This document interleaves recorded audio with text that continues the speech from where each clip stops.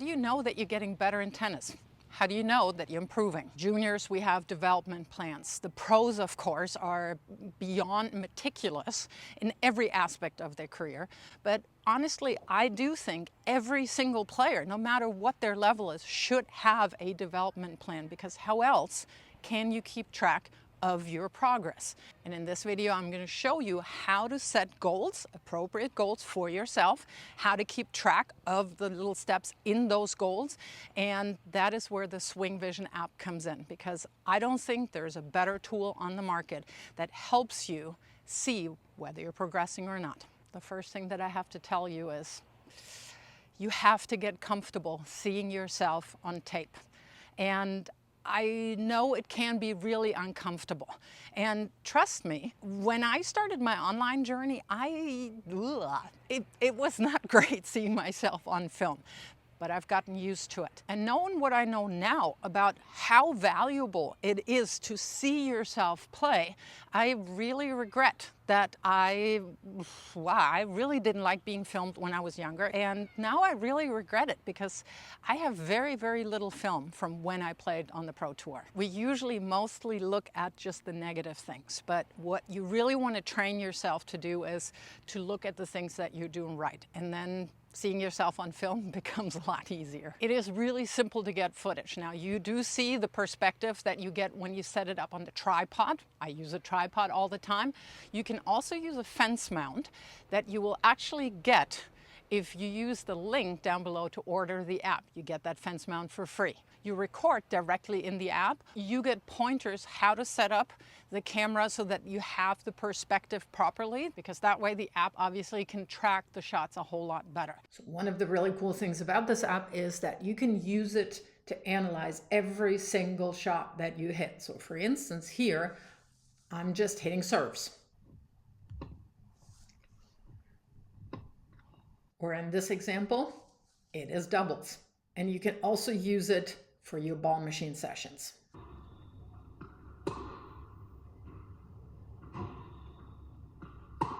What data do you get? When you do play matches, the app will track literally every single point. You get your results right here, and you get the match stats just like you see them on TV. Everything about your serves, your returns, regular forehands, backhand, winners, unforced errors, all the percentages that you need. You see them broken down by sets. So I can isolate every single set here. And you do see how the statistics change. So if I do this for the entire match, every single ball is tracked and every single ball is added into all of these statistics. So I can literally follow it point by point by point. And then you also, of course, get several heat maps. So number one, you get the shot placement. Every single ball that you hit and that your opponent is hitting is reflected here in this heat map, and you do see the differences between forehand, backhand, volley, overhead, and then of course whether you make them or not. The other really important, for me as a coach, statistic here, or the heat map, is where you took the ball, your own positioning. And again, you have that from you as the player and then also from your opponent. And then lastly, you see the serve placement. And then here you have several filters already if you want to really specifically focus in on something. So for instance, if you've been working on your forehands a whole lot or your backhands, the app automatically cuts them all together and you literally have every single forehand that you hit back to back to back. And then you also see really important stats here. You see the percentages of balls made, balls missed, for instance, shots beyond the service box. And those are the numbers that are really meaningful for your goal setting. How to set goals. I'm going to use a real-life example of one of my clients, Tom. He felt that he got in trouble off his opponent's return right away, and we wanted to have proof. So number one, he filmed the whole match, and we looked at the video. And yep, what did we see? The first serve percentage was not where it should be to prevent that from happening, that he basically got clobbered right away. So the goal that we set was make 65% of first serve. And I know you've heard the acronym SMART: specific, measurable, attainable, relevant, and timeable. So 65% of first serves in a match is very specific. It is measurable because we're filming it. It's in the app. We will see the heat map. We will see the percentages, everything. Is it attainable? Yes. At that point in Tom's career, 65% is a realistic and relevant, very relevant goal because, yeah, we saw in the video that if he gets more first serves in, he's not going to get under pressure right away. And is it timeable? Absolutely. It's the duration of the match. So that was the goal. He went out, played another match, and this is what the statistics showed us. So for Tom's example, these statistics here really helped shed light on what happened. So we do see that 67% of first serves went in on the do side and only 52 on the ad side. And that hurts twice as much. Then was also shown on the video that he did miss quite a number of first serves in important game points that you play mostly on the ad side.